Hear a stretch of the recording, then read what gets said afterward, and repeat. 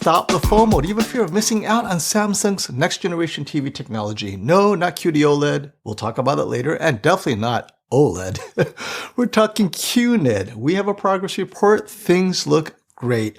Their portfolio of patents to help put together a QNED TV structure, well, it's getting close to the end so that production can begin. Now, how far are we off from a real TV? Who knows? But this is what we're going to see before micro LED. So let's talk about QNED. No, not the Simpsons character. But first, let me introduce today's sponsor, WhoKeys. Yep, you just finished your big old PC Windows build. You have the best of the best, and sadly, you have less than $20 to your name. WhoKeys to the rescue.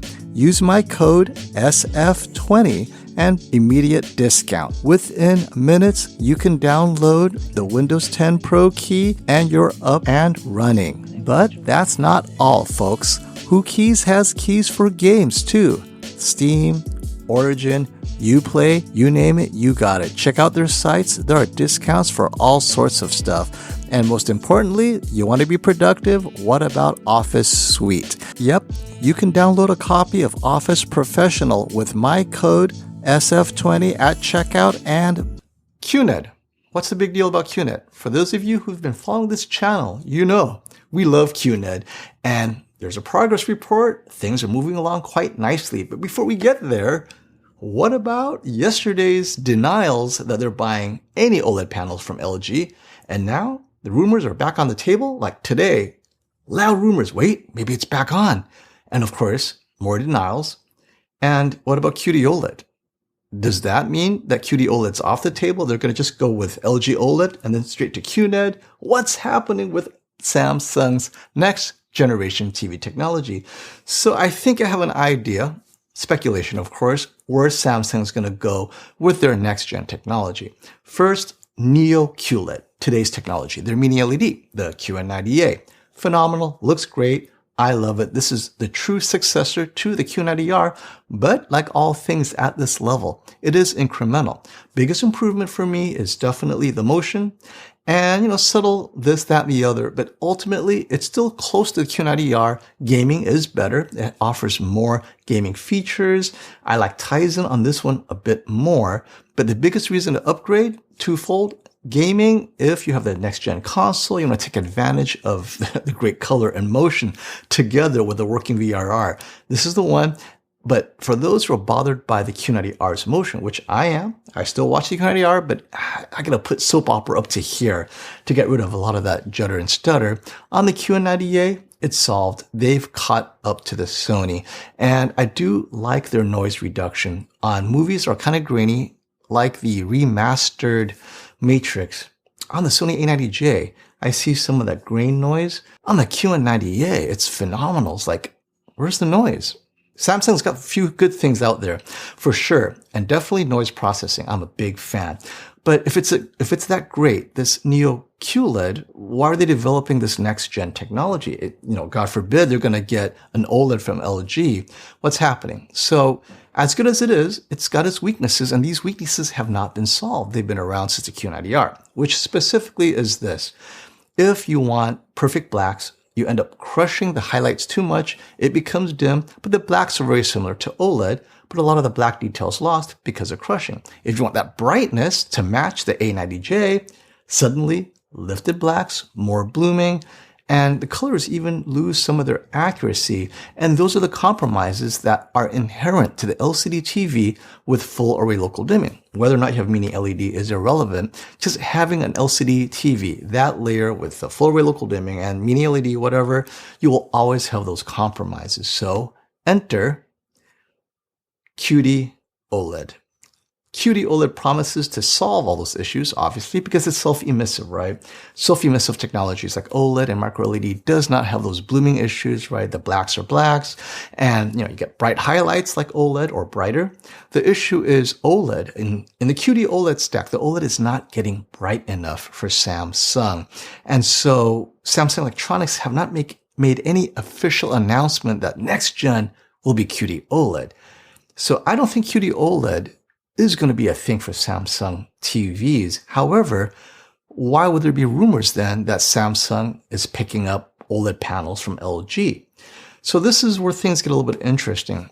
The rumors coming out of Korea describes the OLED panels as their second tier lineup. And the first tier lineup is reserved for their QD technology. The assumption is it's QD-OLED. Maybe it's QNED. And that takes us to this video. How does QNED, where is it in this pipeline, this roadmap of Samsung TV technologies, right? So QD-OLED is believed to be their next gen technology, maybe a year from now, maybe 2 years from now. But QNED is actually where they want to be. OLED is still the weak link. In QD-OLED, the OLED part, you still have burn-in risk, and it doesn't get bright enough. That's a critical component for me.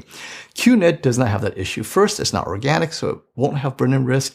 But second, we expect it to get significantly brighter than OLED, right? So with QNED, you get all the performance of an OLED, perfect blacks, self-emissive, wide viewing angle, all the good stuff, without the bad stuff. No burn-in, not dim, super bright. And then, of course, many of you are asking, then what about micro LED in 10 years or 12 years? And that's the kicker for micro LED. I think QNED is their long-term solution.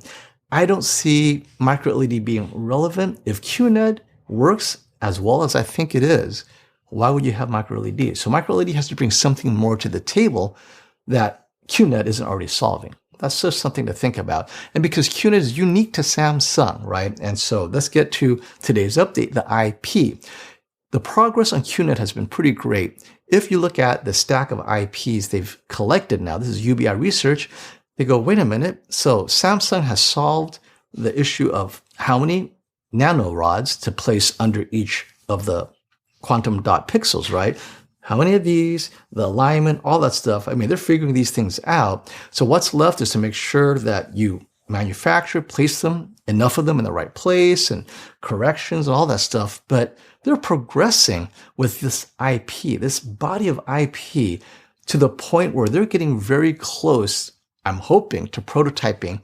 And we might be maybe 3 years away, 4 years away. If we are that close, that's pretty exciting because that, I think, is where Samsung's next gen TV will be. Then comes this LG display rumor, the OLED rumors, right? Today, we're at Neo QLED. And you saw the weaknesses I talked about. Well, what's going to bridge Neo QLED and QNED? QD-OLED may not be the solution, but maybe just plain old OLED. And that is a big problem for Samsung. As you know, they've been bashing OLED from the last 8-9 years now. And this is an issue for Samsung, obviously, but yet the rumors persist. So tell me, where there's smoke, there's fire. Do you guys believe that there will be an impending announcement that Samsung is acquiring millions of OLED panels from LG?